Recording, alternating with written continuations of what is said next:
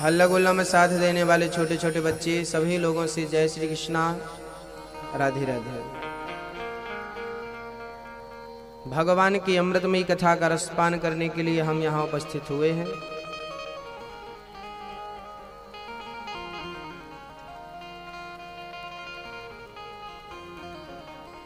कल हम लोगों ने कथा में सुना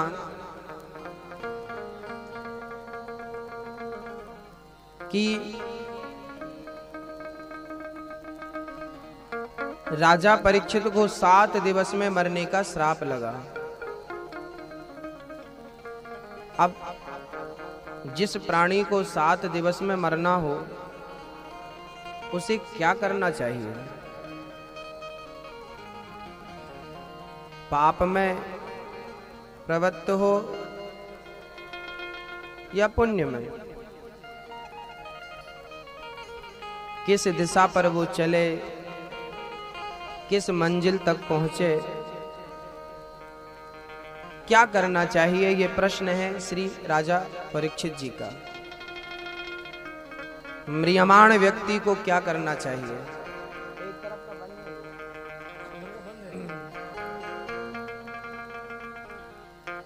7 दिवस में मरना है। हमें और आपको कितने दिनों में मरना है? 7। 8वां दिन किसी के लिए नहीं होता।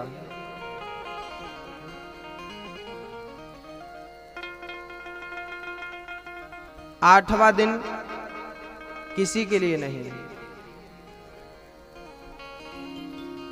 सोमवार से लेकर रविवार तक आप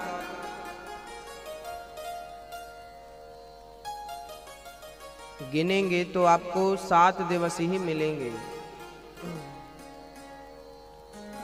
हर प्राणी के लिए ईश्वर ने 7 दिन निर्धारित किए हैं। हर प्राणी की एक उम्र ईश्वर ने निर्धारित की है, निश्चित की है। जब हम पैदा होते हैं तो हमारे साथ और भी चीजें पैदा होती हैं। शायद आपको पता ना हो, आज मैं आपको ज्ञात करा दूं कि आपके साथ ही आपकी मृत्यु भी पैदा हुई थी।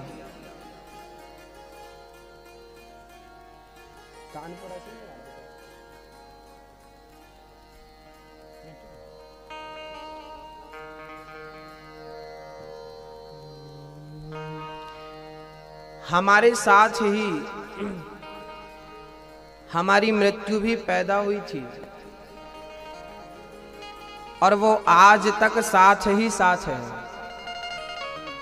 आप रोज एक दिन कम करते हैं अपने जीवन का, आप रोज मरते हैं, लेकिन आपकी वो मृत्यु आपको नजर नहीं आती। अच्छा, समुद्र में किनारे कितने होते हैं? कितने? 2। समुद्र में किनारे 2 होते हैं, लेकिन दिखता कितना है? समुद्र के दोनों किनारे कभी दिखते हैं? समुद्र में किनारे तो 2 ही होते हैं, पर दिखता एक ही है। ऐसे ही जन्म के साथ मृत्यु भी पैदा हुई थी, लेकिन दिखता जन्म ही है, मृत्यु का किनारा किसी को नजर ही नहीं आता, जबकि किनारे दोनों ही हैं। संसार की नदियां के दोनों ही किनारे हैं, दिखता नहीं है। सुखदेव जी के हाथ जोड़ करके श्री राजा परीक्षित जी ने प्रश्न किया है, गुरुदेव मेरे पास वक्त बहुत कम है, समय सीमा बहुत कम है। ए भाई, इसको इस तरह मोड़ दो ना, तो इसमें तो पूरा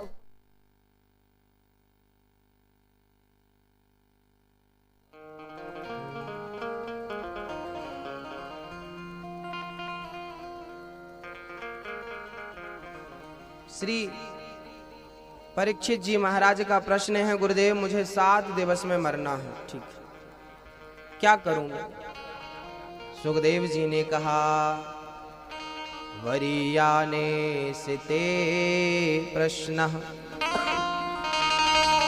क्रतो लोकहितं नृप आत्मवित् सम्मतः पुंसां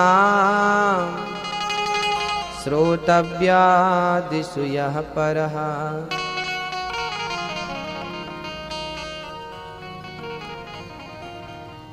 जिस प्राणी को जल्दी जाना हो उस प्राणी को 3 बातें याद रखनी चाहिए।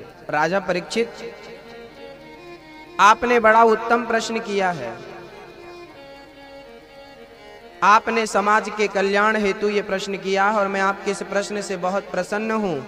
श्री सुखदेव जी कहते हैं, जल्दी मरने वाले व्यक्ति को श्रोतव्यः, श्रोतव्यः मतलब श्रवण करना चाहिए। क्या सुनना चाहिए? कथा। श्रोतव्यः कीर्तितव्यश्च, कीर्तन करना चाहिए। स्मर्तव्यश्च, स्मरण करना चाहिए। श्रोतव्यः कीर्तितव्यश्च स्मर्तव्यश्च। श्रोतव्यः मतलब कथा सुनो, कीर्तन करो और स्मरण करो। इन 3 कार्यों को यदि आपने करना प्रारंभ कर दिया तो आपकी मुक्ति में कोई भी बाधा कभी आ ही नहीं सकती। आपकी मुक्ति निश्चित है, कोई टाल नहीं सकता। आदत क्या होनी चाहिए? सुनने की, ज्यादा से ज्यादा कथा सुनने की आदत हो। महाराज जी कथा सुनेंगे तो क्या होगा? बोले कथा श्रवण करने से अंतःकरण पवित्र होता है, परमात्मा से प्रीति होती है। कथा ज्यादा सुननी चाहिए। जिसके बारे में आप अत्यधिक श्रवण करते हैं उससे प्रेम हो जाता है, उससे स्नेह हो जाता है। हाँ, संसार के बारे में श्रवण करेंगे तो संसार से स्नेह होगा, मेरे गोविंद के बारे में श्रवण करेंगे तो गोविंद से स्नेह होगा। तो अभ्यास करिए, ज्यादा से ज्यादा कथा सुनने की आदत डालिए, ज्यादा से ज्यादा। तब कथामृतम तत्व जीवनम। गोपियां कहती हैं, हमारा जीवन तो मात्र कथा है, कथा मात्रैक जीवनम। कथा का जल ना प्राप्त हो, कथा का रस प्राप्त ना हो तो जिंदगी बेकार है, व्यर्थ है। गोपियां 24 घंटे में 2400 घंटे सत्संग करती हैं। कैसे संभव है? बोले वो सत्संग करती करती सोती हैं तो स्वप्न में भी सत्संग ही करती हैं। आप जिस कार्य को करते हुए आप निद्रा को प्राप्त होंगे, आपके स्वप्न में वही चीज घूमेगी, वही चीज आएगी। यदि ईश्वर का चिंतन करते करते यदि शयन किया जाए तो निश्चित है कि आपके रात्रि में स्वप्न जो आएगा उस स्वप्न में कृष्ण के दर्शन जरूर होंगे। इसलिए एक साधु जन ज्ञानी जन कहते हैं कि भगवान का चिंतन करके ही सोना चाहिए, निद्रा में जाना चाहिए। जागो तो राम राम, सोने लगो तो राम राम। क्योंकि जब हम एग्जाम देने जाते हैं तो मास्टर जी जब हमारी कॉपी जांचते हैं ना,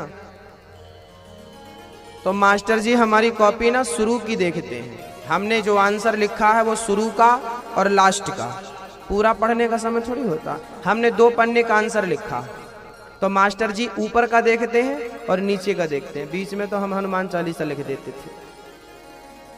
आप लोग मत लिख देना। ऊपर बढ़िया हो और आंसर बढ़िया हो, हेडिंग अच्छी हो और समाधान अच्छा हो, बस।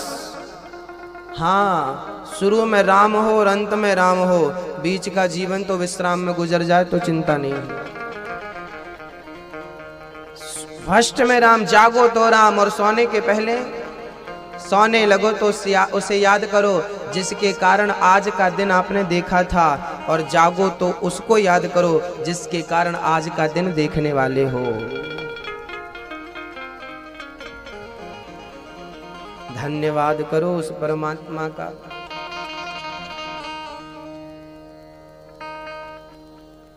सुखदेव जी महाराज कहते हैं, राजन ज्यादा से ज्यादा सुनो, सुन ना पाओ कीर्तन करो। अपने मुंह को हमेशा बिजी रखो, गप्पे लड़ाने में नहीं। अपने मुंह को सदा भगवान नाम के संकीर्तन में बिजी रखो। ईश्वर का चिंतन होता रहे, नाम उनका ही निकले। कभी कभी आपने देखा हो, एक सज्जन ने दूसरे को गाली दे दी और बाद में बोला सॉरी, हम धोखे से गाली निकल गई। जैसे धोखे से बुरी बात निकल जाती है, जैसे धोखे से गाली निकलती है, ऐसे इतनी आदत डालो राम नाम जपने की, धोखे से भी राम का नाम ही निकलना चाहिए। ऐसा अभ्यास हो आपका कि धोखे से भी क्या निकले, धोखे से भी राम नाम निकले। जय श्री कृष्ण। धोखे से मतलब धोखे से वही चीज निकलती है जो अंदर होती है, नहीं तो धोखा भी ना ऐसा नहीं होता। अंदर जो है वही बाहर आएगी। प्याज खाएंगे तो डकार प्याज की ही आएगी। मूली खा के आए हो, डकार आएगी तो मूली की ही आएगी। पेट में जो होगा वही डकार से बाहर आएगा। अंदर राम भरे होंगे, राम कथा भरी होगी तो धोखे से राम ही निकलेगा, और गाली और दुष्टता भरी होगी तो वो निकलेगी। इसलिए कोशिश करो कि परमात्मा का स्मरण होता रहे, निरंतर होता रहे, कीर्तन होता रहे, काम करते रहो, नाम जपते रहो, मन से गोविंद गोपाल गाते चलो। हमेशा भगवान को याद करते रहो, हमेशा उस परमात्मा के चिंतन में रहो। हाँ, जय राधा माधव, जय कुंज बिहारी, जय राधा माधव, जय कुंज बिहारी, जय राधा माधव, जय कुंज बिहारी, जय राधा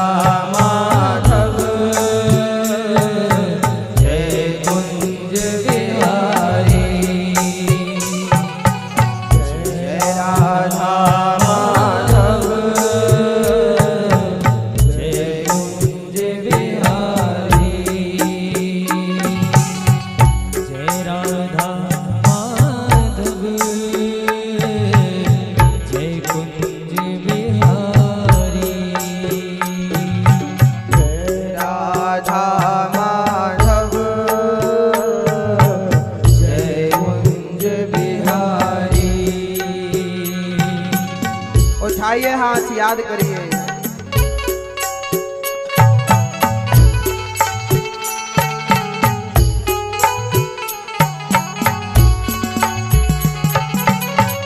जय गोपी जन वल्लभ,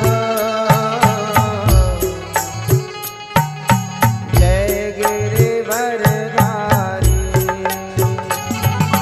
जय गोपी जन वल्लभ, जय गिरिवरधारी, जय गोपी जन वल्लभ,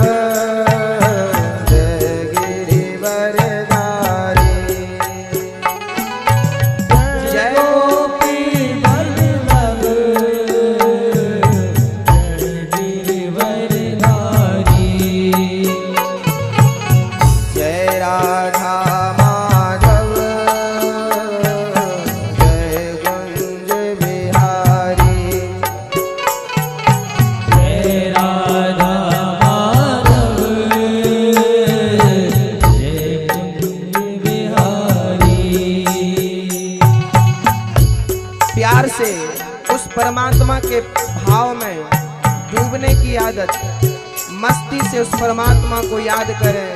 हाथ ऊपर। हरे कृष्णा कृष्णा कृष्णा हरे हरे, हरे कृष्णा कृष्णा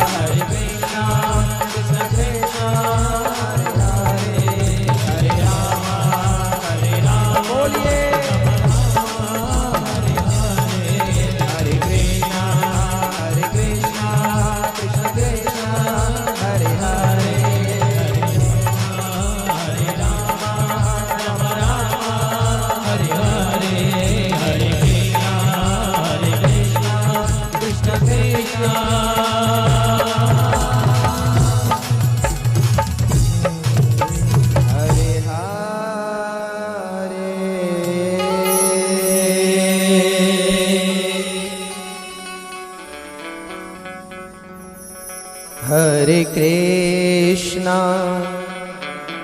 हरे कृष्णा कृष्णा कृष्णा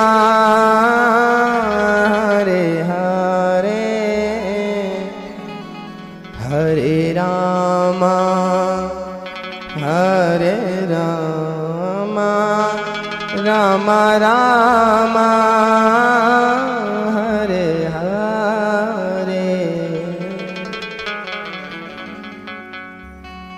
जय राधा माधव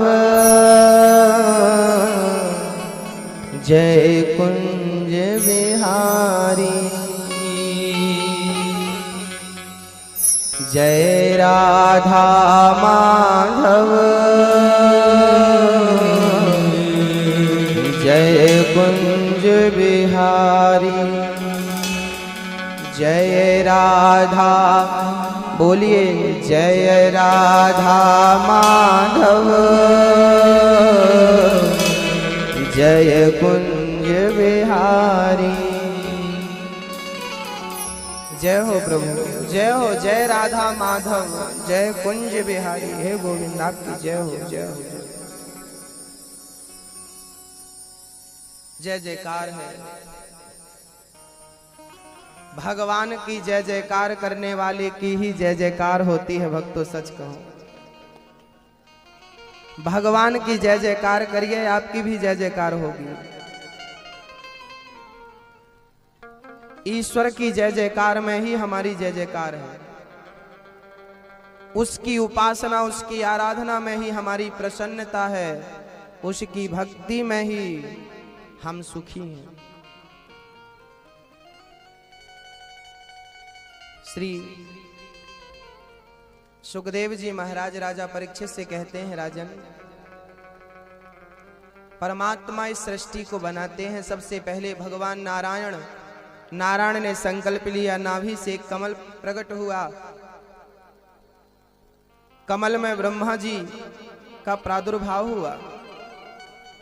ब्रह्मा जी महाराज ने चारों तरफ देखा, ब्रह्मा जी के 4 मुख हो गए।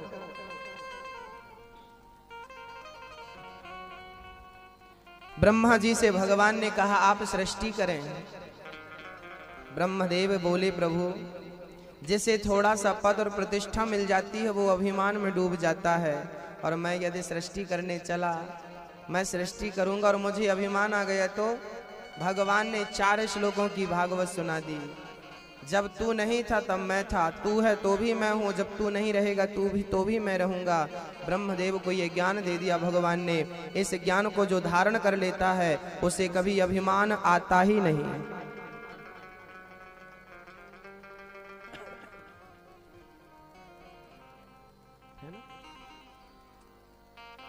जो इसे धारण कर लेता है उसे कभी अभिमान आता ही नहीं। पोलियो की दवा बच्चों को बचपन में पिला दी जाती है, उसके बाद उन्हें कभी पोलियो की शिकायत हो ही नहीं सकती। 2 बूंद जिंदगी के। जिसे पोलियो की दवाई पिला दी गई है सही वक्त पर उसे पोलियो की शिकायत नहीं होती। ऐसे ही जिसे ये 2 घूंट पिला दिए गए ज्ञान के उसे जीवन में कभी अभिमान हो ही नहीं सकता। वो ज्ञान कौन सा है जिस ज्ञान से अभिमान नष्ट हो जाता है? जब कुछ नहीं था तब मैं था। मेरे भगवान नारायण कह रहे हैं कि जब कुछ नहीं था तब मैं था, सब कुछ है तो भी मैं हूं, कुछ नहीं रहेगा तो भी मैं रहूंगा। कैसे? मिट्टी का बना हुआ घड़ा बनने के पहले वो मिट्टी क्या थी? मिट्टी ही थी। घड़े में क्या है? घड़े में भी मिट्टी ही है। और जब घड़ा टूट जाएगा तो क्या बचेगा? मिट्टी। आभूषण बनने के पहले गोल्ड ही था, सोना ही था। आभूषण बना तो भी सोना ही है। और आभूषण को जब तेजाब में डाल करके कोई तीसरा आकार देना चाहो तो भी क्या बचेगा? हाँ, ऐसे ही संसार बनने के पहले भी वो भगवान थे, संसार भी भगवान ही बने। और जब कुछ नहीं बचेगा तो संसार परमात्मा में ही लीन हो जाएगा।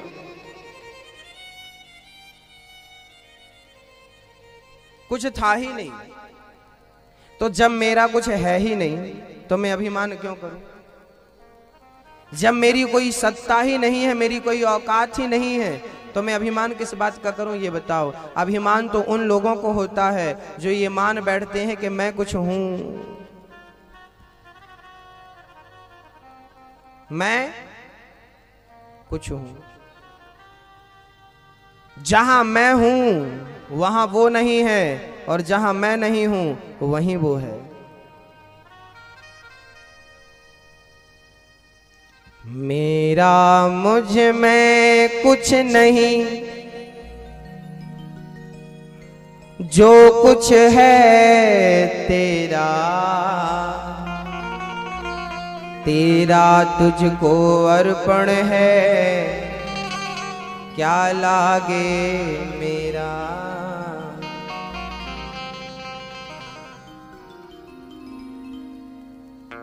जब मैं था तब वो नहीं, ध्यान से सुनना इस लाइन को। जब मैं था तब वो नहीं, अब वो है मैं नाय। प्रेम गली अति सांकरी, जा मैं दो न समाय। प्रेम की गली इतनी सकरी है, संकीर्ण है, छोटी है कि उसमें दो नहीं आ सकते। या तो आप ही आएंगे या तो भगवान ही आएंगे। जब आप अपने आप को मिटा देंगे, अपने अभिमान को नष्ट कर देंगे, तब वो परमात्मा आप और दो मिलके एक हो जाएंगे। आप और वो मिलके एक हो जाएंगे, और एक ही समाएगा। चाहे भगवान को ले जाओ, चाहे अभिमान को ले जाओ, दोनों नहीं समा सकते। जब मैं था तब हरि नहीं, अब हरि है, मैं ना आए। हनुमान जी से पूछा गया लंका में आप कौन हो, तो हनुमान जी ने अपना परिचय नहीं दिया, अपने राम का परिचय दिया कि मैं राम का दूत हूं। मैं तो हूं ही नहीं, मेरा अस्तित्व है ही नहीं, मैं कुछ भी नहीं हूं। मैं जो हूं राम से हूं, मेरी अपनी कोई पूछ नहीं है। मैं राम से ही जाना जाता हूं, राम से ही पहचाना जाता हूं। तो मैं नहीं हूं, मेरी जगह पर कौन है? राम है, कृष्ण है। मीरा से लोग पूछते तू कौन है, कहती मैं कृष्ण दीवानी हूं, मैं कृष्ण का प्रेम चाहती हूं, मैं कृष्ण की सेविका हूं, दासी हूं। मैं कुछ नहीं हूं, मैं उनसे हूं। जो भी मैं हूं, मैं अपने से नहीं हूं, मैं जो भी हूं मैं उनसे हूं। तो मैं अपनी जगह पर, अपने अभिमान की जगह पर अपने राम को, अपने कृष्ण को बिठाऊं, और मैं और वो मिलकर एक हो जाऊं। जैसे पति और पत्नी एक हो जाते हैं। पति से पैसा लिया हमने, पर पति नहीं है तो पत्नी को दे दिया। पति से बोला साहब जी दे दिया, आपको दें कि आपको पत्नी को? नहीं नहीं, हम एक ही हैं, दे दो। हम एक ही हैं।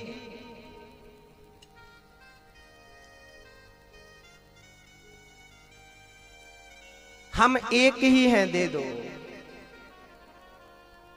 झगड़ा दो में होता है, एक में होता है क्या मैया? झगड़ा दो में होता है, और जब तक हम दो रहेंगे झगड़ा होगा। इसलिए दो ना रहे, एक ही रहे, एक ही।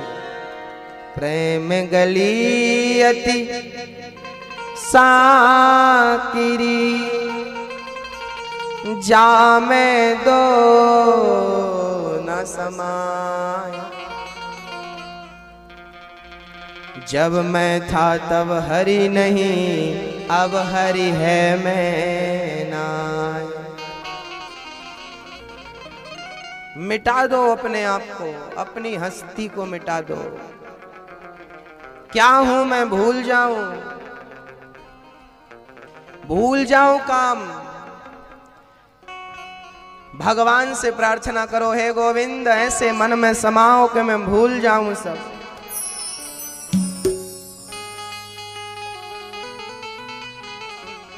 ऐसे मेरे मन में विराजिए,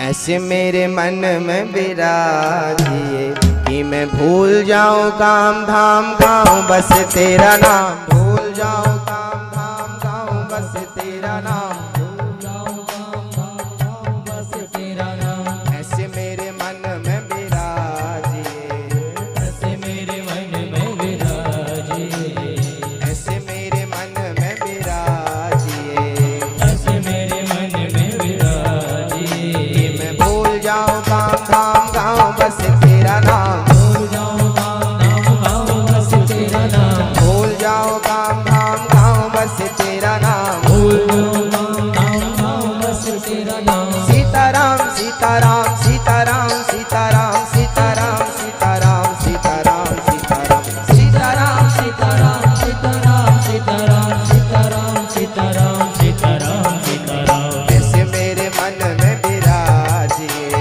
ऐसे मेरे मन में विराजिए कि मैं भूल जाऊं काम धाम गाऊं बस तेरा नाम, भूल जाऊं काम धाम गाऊं बस तेरा नाम, भूल जाऊं काम धाम गाऊं बस तेरा नाम, भूल जाऊं काम धाम गाऊं बस तेरा नाम। सीताराम सीताराम सीताराम सीताराम सीताराम सीताराम सीताराम सीताराम सीताराम सीताराम सीताराम सीताराम सीताराम सीताराम सीताराम सीताराम। ऐसे मेरे मन में विराजिए, ऐसे मेरे मन में विराजिए, ऐसे मेरे मन में विराजिए, ऐसे मेरे मन में विराजिए। कि मैं भूल जाऊं काम धाम गाऊं बस तेरा नाम, भूल जाऊं काम धाम गाऊं बस तेरा नाम, भूल जाऊं काम धाम गाऊं बस तेरा नाम, भूल जाऊं काम धाम गाऊं बस तेरा नाम। सीताराम सीताराम सीताराम सीताराम सीताराम सीताराम सीताराम सीताराम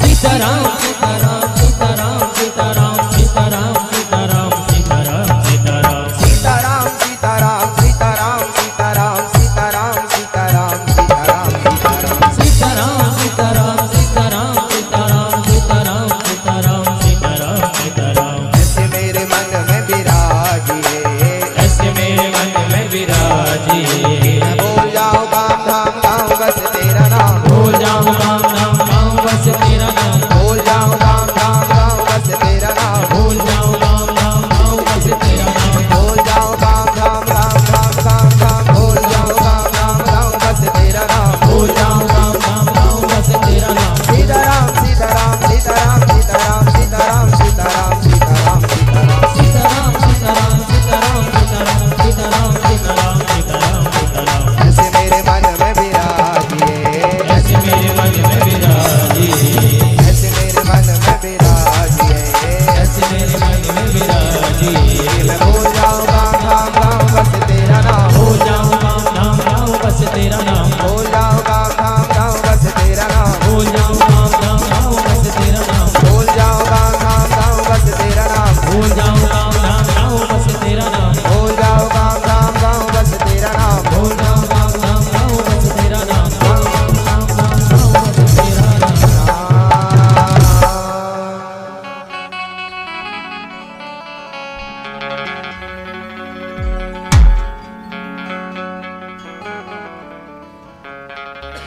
ऐसे मेरे मन में विराजिए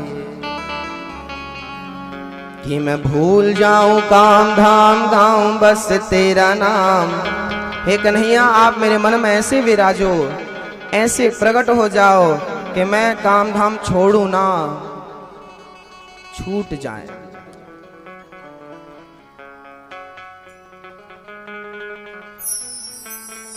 ब्रह्मा जी ने सृष्टि करी,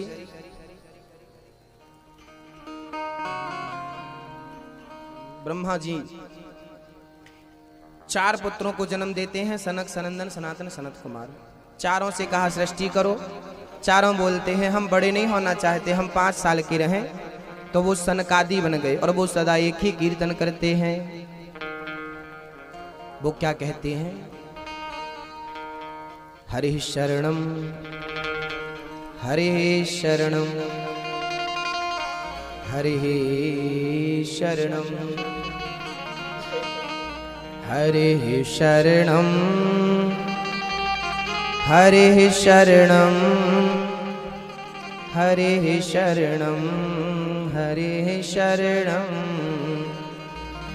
हे प्रभु मैं आपकी शरण में हूँ। वो हमेशा 5 वर्ष के ही रहते हैं ये कीर्तन करते हुए। ब्रह्मा जी को गुस्सा आई, क्रोध आया, राम राम मेरे पुत्र मेरी बात नहीं सुनते।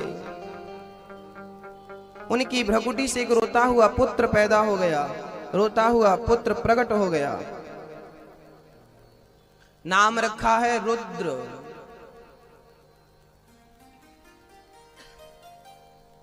कहा पिताश्री मेरा नाम बताइए, मेरा स्थान बतलाइए। ब्रह्मा जी ने कहा पुत्र जाओ, तुम रोते रोते प्रकट भय हो, जाओ कैलाश पर्वत पर रहो और आपका नाम रुद्र होगा। वही शिव हैं। कैलाश पर्वत पर जाकर विराजमान हुए।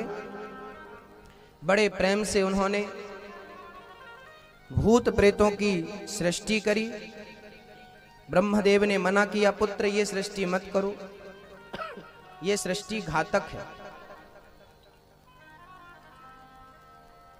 ब्रह्मदेव ने पुनः सृष्टि करी और अपने शरीर से ही मनु और शत्रुपा को जन्म दिया। मनु जी महाराज ने कहा मैं सृष्टि तो उत्पन्न करूं पर पृथ्वी का पता नहीं है। हिरण्याक्ष नाम का दुष्ट पृथ्वी को ले जाकर रसातल में छिपा चुका था। तुरंत ब्रह्मा जी ने भगवान से स्तुति करी, प्रभु आप ही सृष्टि की स्थापना करें। तब ब्रह्मा जी को छींक आई और नासिका से एक 12 भगवान प्रकट भये और 12 भगवान ने हिरण्याक्ष को मार के पृथ्वी की स्थापना करी। बोलिए 12 भगवान की जय हो।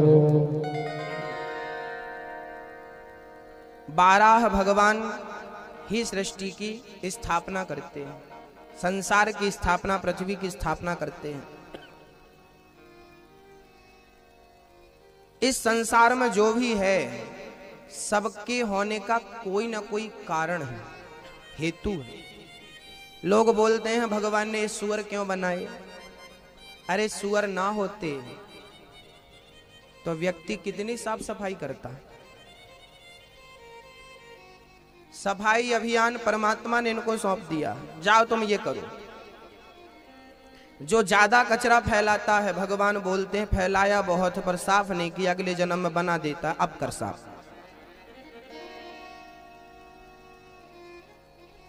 जन्म दे दिया, अभी तो लापरवाही करेगा, अभी तो आलस्य है तेरे अंदर, लेकिन फिर तो करना ही पड़ेगा।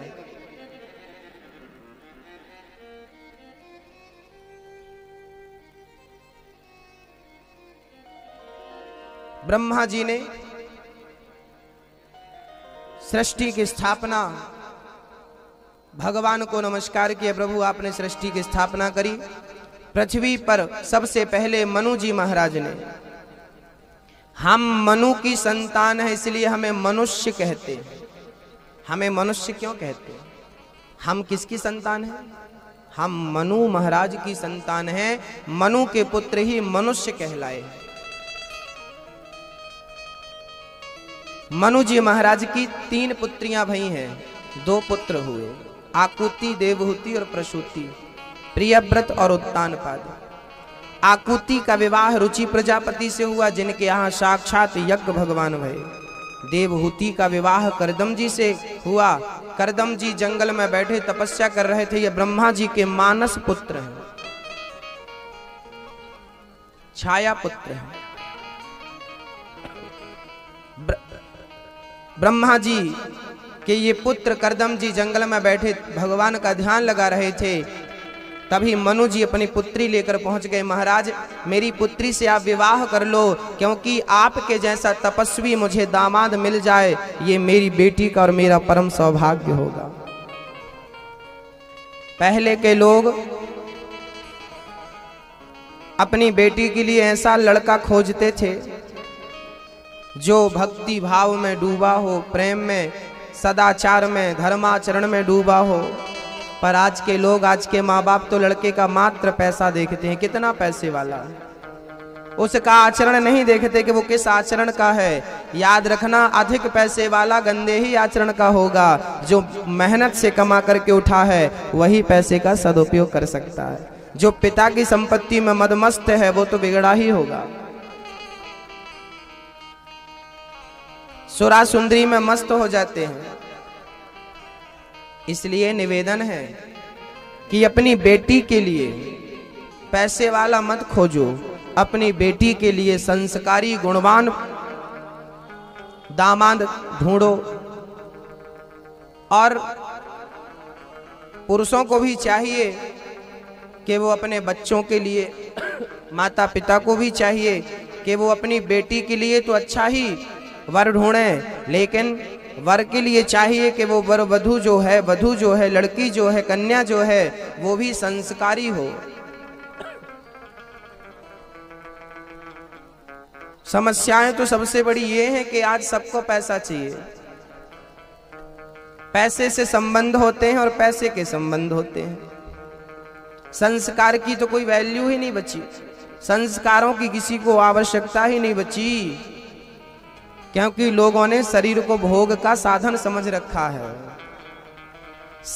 शरीर का उपयोग मात्र भोग के लिए ही लोगों ने करना आरंभ कर दिया है। अरे ये शरीर भोग के लिए नहीं दिया ईश्वर ने, साधन धाम मोक्ष कर द्वारा ये मोक्ष पाने के लिए परमात्मा ने आपको शरीर दिया था, लेकिन वो शरीर सिर्फ भोगों में ही लगा है।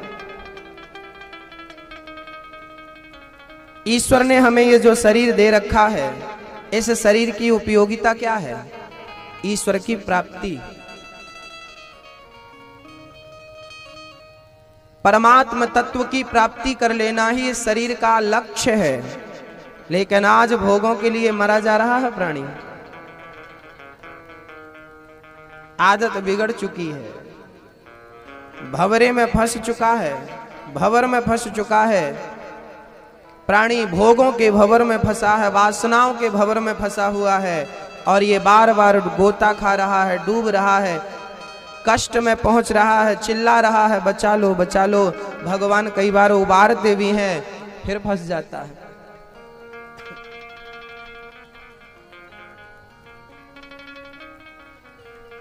भगवान की माया बड़ी प्रबल है। मम माया दुरत्यया, ममता तू ना गई मेरे मन से,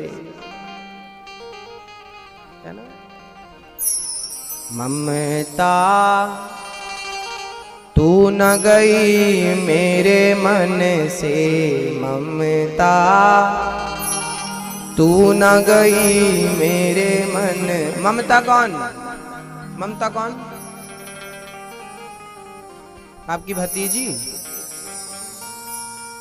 वो वाली ममता नहीं, ममता माया मोह। हाँ, ममता, ममता में बूढ़ा व्यक्ति भी फंसा हुआ है। ये मेरा बेटा है, ये मेरी बहू है, ये मेरा नाती है। देखो संसार के लोगों को कहता है ये मेरा है, ये मेरा है, लेकिन भगवान मेरे हैं उसे कोई नहीं याद दिलाता, याद करता कि ये भी मेरे हैं। ममता तू ही गई, ममता तू न गई मेरे मन से, ममता तू न गई मेरे मन से, ममता तू न गई मेरे मन से, ममता तू न गई मेरे मन से। पाके केस जन्म के साथे, जन्म के साथे, पाके केस जन्म के साथे, पाके केस जन्म के साथे, लाज गए नैनन से, ममता तू न गए मेरे मन से, ममता तू न गई मेरे मन से।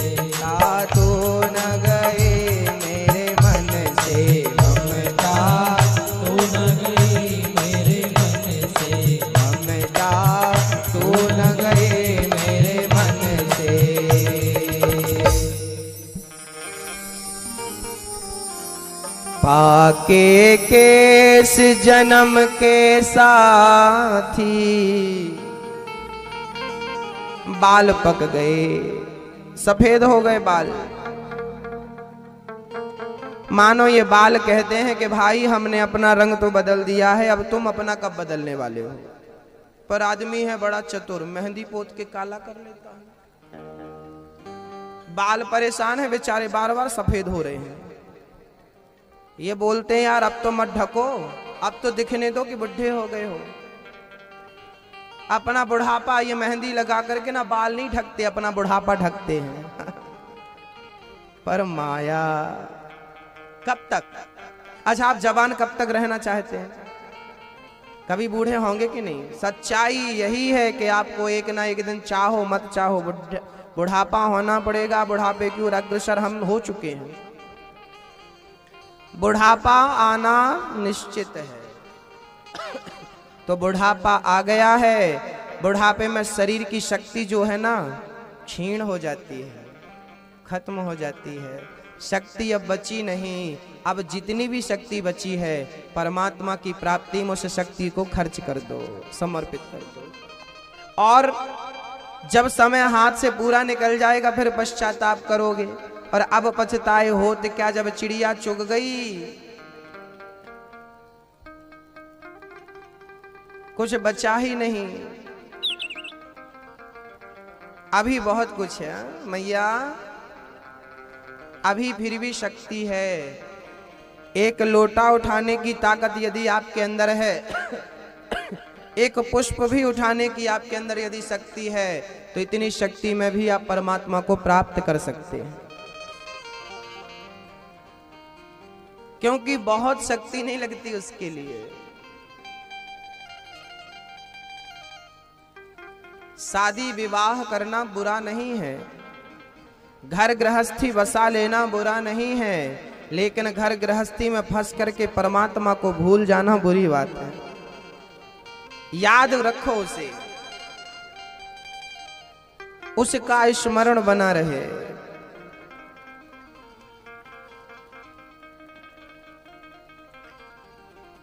करदम जी महाराज की 9 बेटियां वहीं ब्रह्मा के 9 पुत्रों से विवाह कर दिया।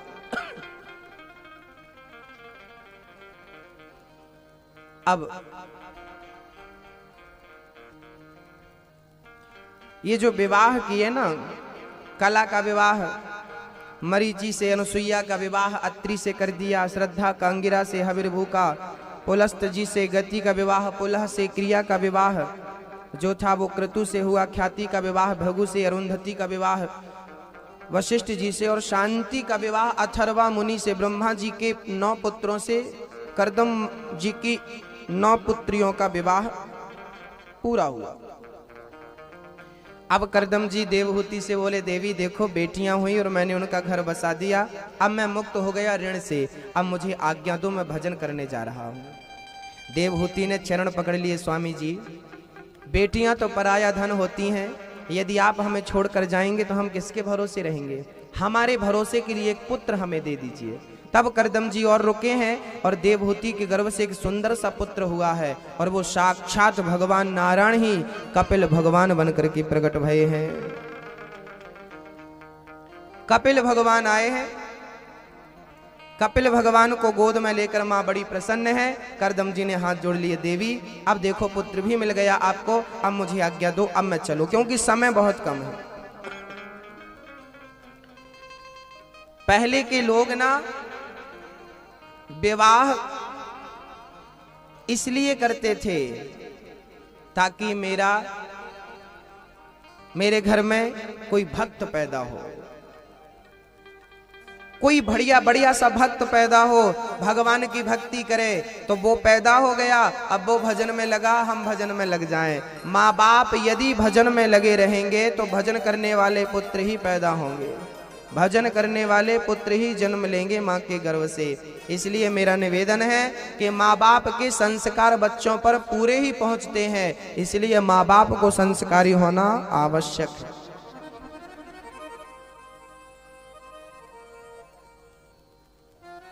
पुत्र संस्कारी कब बनेगा?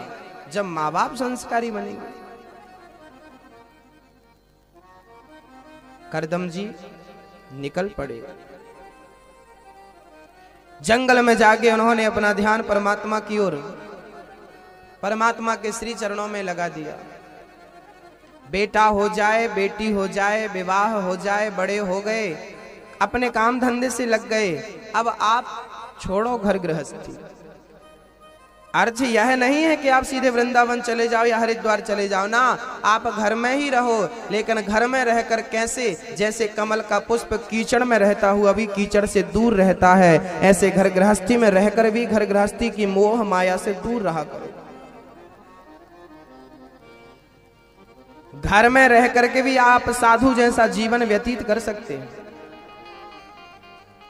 साधु बनो। साधु कौन? केवल कपड़ा पहनने वाला साधु नहीं है कि भगवा पहन लिया तो साधु बन गया। आप साड़ी पहनी हो तो साड़ी पहन करके भी आप साधु बन सकती हो मेरी माँ। और आप दादाजी पैंट शर्ट पहन करके भी साधु बन सकते हो। साधु के लिए कपड़ा बदलना जरूरी नहीं होता, साधु के लिए पोशाक बदलनी जरूरी नहीं होती, साधु के लिए मन बदलना जरूरी होता है। तन से कपड़े उतर जाएं उसका नाम साधु नहीं है, बल्कि मन से संसार उतर जाए इसका नाम साधु है ना? तन से वस्त्र उतरे ना उतरे, आप जिस वस्त्र में हो बहुत अच्छे हो, उसी वस्त्र में रहो। वस्त्र बदलने की जरूरत नहीं है, विचारधारा बदलने की जरूरत है। वस्त्र बदलने की जरूरत नहीं है, सोच बदलने की जरूरत है। सोच कैसी हो? घर गृहस्थी में रहो, नाती पंती संती यंती के बीच में रहो, बेटा बहू के बीच में रहो, लेकिन रहते हुए भी बेटा बहू से दूर रहो। पहले के लोग घर गृहस्थी क्यों छोड़ देते थे? क्योंकि कारण था। बोले कारण ये था कि घर गृहस्थी में रहो तो माया घेरती है, परेशान करती है, इसलिए दूर रहो। क्योंकि घर में रह करके इनसे बच पाना बड़ा मुश्किल।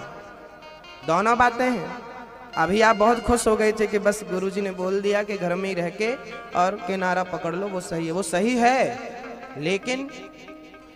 लेकिन भारत जी जंगल चले गए थे घर गृहस्थी छोड़कर, और जंगल में उनका मन मृग में लग गया था। तो जंगल में भी मन कहीं ना कहीं लग ही जाता है, तो घर में लग गया और लग जाए तो आश्चर्य मत समझना, क्योंकि साधु संत वही है जो अपने मन से ही संसार को निकाल फेंकते हैं। कैसे त्याग दो संसार को? अच्छा एक बात बताओ, आप सुबह मंजन ब्रश तो करते होंगे।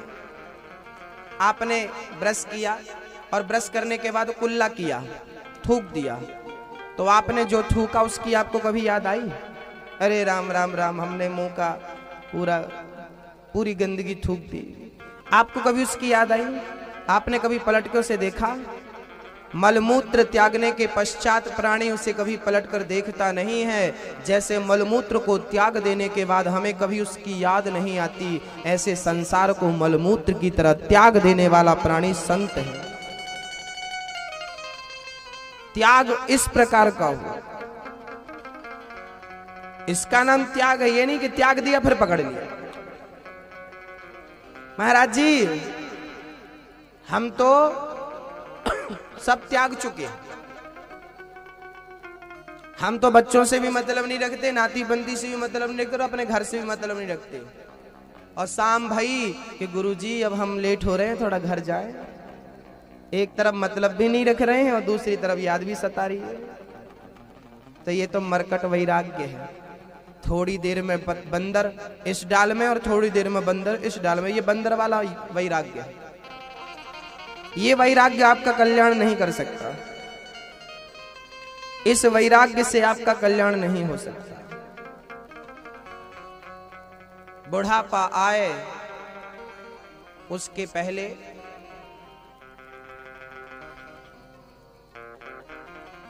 भगवान आ जाए, गोविंद आ जाए।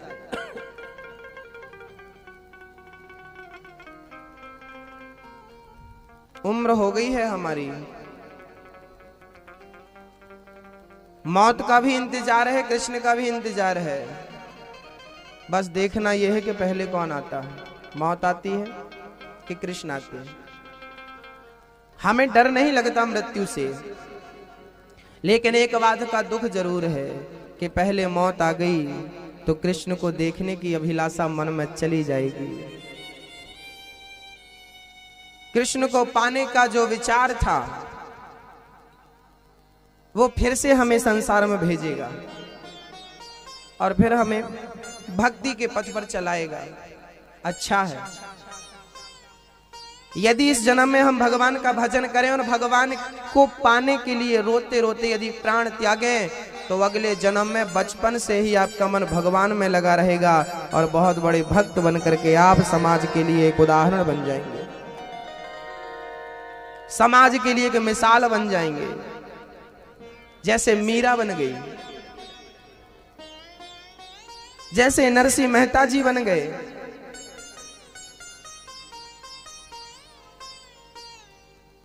नरसिंह मेहता जी का पुत्र जब मरा, लोगों ने कहा नरसिंह आपके बेटे की मृत्यु हो गई। नरसिंह जी करताल लेकर के नाचने लगे। लोगों ने कहा नरसिंह जी पागल हो गए हो क्या? नरसिंह जी बोले पागल नहीं हूं, खुश हूं, आज आपका पुत्र मरा और आप खुश हो। नरसिंह जी ने कहा अभी पुत्र था तो उसकी चिंता बनी रहती थी, भगवान ने मुझे चिंता मुक्त कर दिया है, ये उसका एहसान है, उसका धन्यवाद मैं कैसे दूं? मेरे भजन में मेरा पुत्र बाधा